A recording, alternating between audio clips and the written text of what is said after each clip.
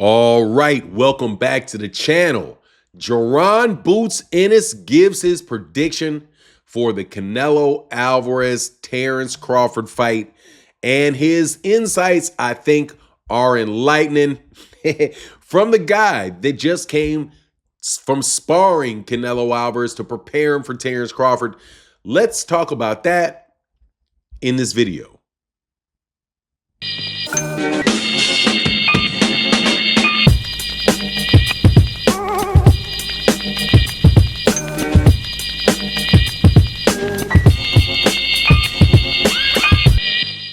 All right, welcome back to the channel. It's your boy Fanon, and in this video, we're going to talk about one of Terence Crawford's rivals, the 154-pounder, former unified 147-pounder, Jaron Boots Ennis, who was given his insights on the fights that's coming up this week between Terence Crawford and Canelo Alvarez.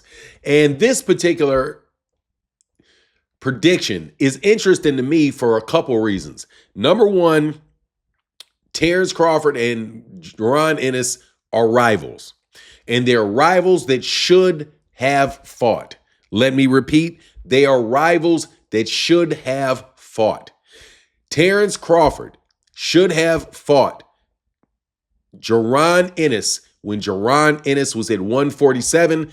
At the very least, he should be still down at 154 and preparing to fight Jaron Ennis at 154. That was the fight, in my personal opinion, that should have happened. And if everything was right in the world of boxing and there weren't a bunch of goofballs from Saudi Arabia making a bunch of gimmick fights, that is a fight that more than likely would have taken place if Jaron Ennis got his name recognition and all that stuff up. But that is why I'm interested in the prediction between Jaron and Terence, and also because there was a big time run-in between the camps of Terence Crawford and Canelo Alvarez over the fact that Jaron Ennis had sparred with Canelo Alvarez for this fight with Canelo Alvarez. You had a whole bunch of people writing, doing videos, right? I don't know if they were writing it in articles. I saw them in videos calling Jaron Ennis a sellout for having helped Terence Crawford, as if Jaron Ennis owed Terence Crawford something, really didn't know him anything. Then there also is that history between the two where people were accusing Jaron Ennis of having ducked Terence Crawford at 147 pounds, even though they know full well that Terence Crawford did not intend to stay at that weight class after he had fought Errol Spence Jr. and that he was going to go to 154 as long as that rematch didn't happen. And the rematch didn't happen, so he was gone. But anyway, Jaron Ennis, who has been in the ring with Terence Crawford, said what he thought the difference was. And he said, look, man, he would give it 70-30 for Bud.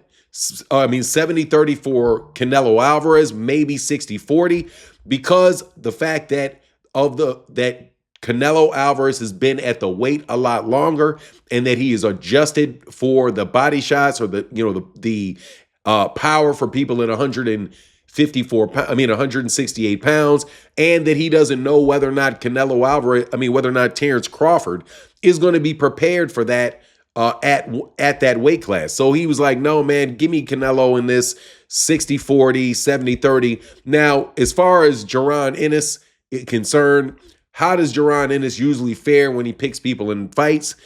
I remember when he picked Terence Crawford, I think he said he leaned towards Terence Crawford to beat Errol Spence in their fight. So, hey, man, his predictions are fairly good. Now, the idea that the weight is going to be the issue for him and being adjusted to the weight was going to be the issue for Terence Crawford makes a lot of sense. But there is, in the media, or at least the information being put out by Terence Crawford, a rebuttal to that.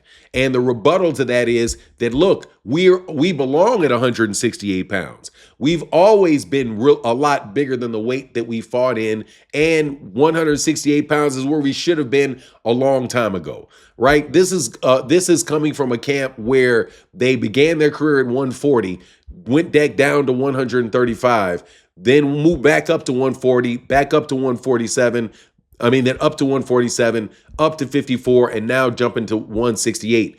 They're coming with the line that they have always been 168 pounders. No way, no shape, no how.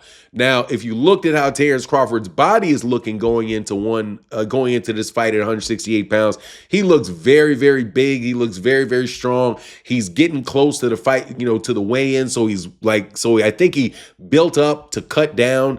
But if you look at some of the pictures of him like a few weeks ago, he looked kind of fleshy. Compared to what he usually looks, he looked more fleshy. Where if you look at what Canelo Alvarez is looking like going into the fight, you can see that he's already kind of got his jaw, looks a little bit more chiseled.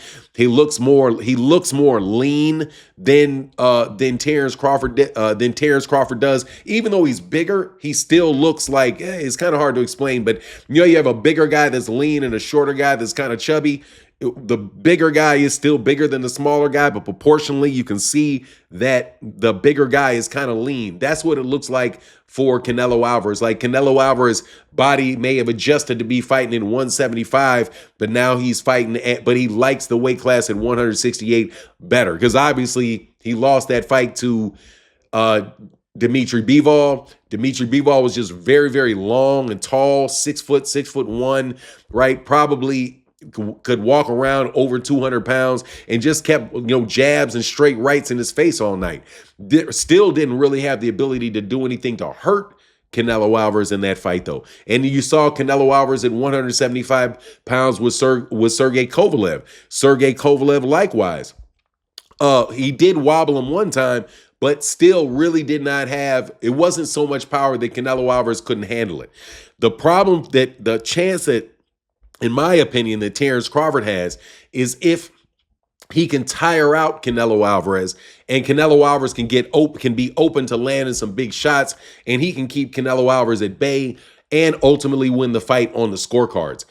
Him winning the fights on the scorecards, though, against Canelo Alvarez it's not going to be an easy thing. But at the end of the day, I think Jaron Ennis is probably right. I don't want him to be right. I would prefer if Terence Crawford would win the fight. Because I'm tired of Canelo Alvarez and the Sideshow Bob fights that Canelo Alvarez is having, right? So Terence Crawford, really, this is just one of them for Terence. Canelo's had several fights where I'm like, come on, man, this is really not where it is. This is where it is at.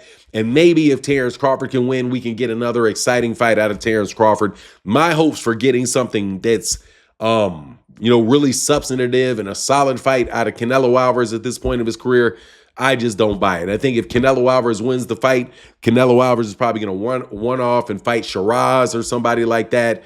And just more stuff that we're not interested in, man. And boxing fans are not interested in. Terence Crawford, to his credit, has given people fights that they've been interested in the last couple years where it just seems like, Canelo Alvarez is phoning it home. But anyway, that's my take on the matter.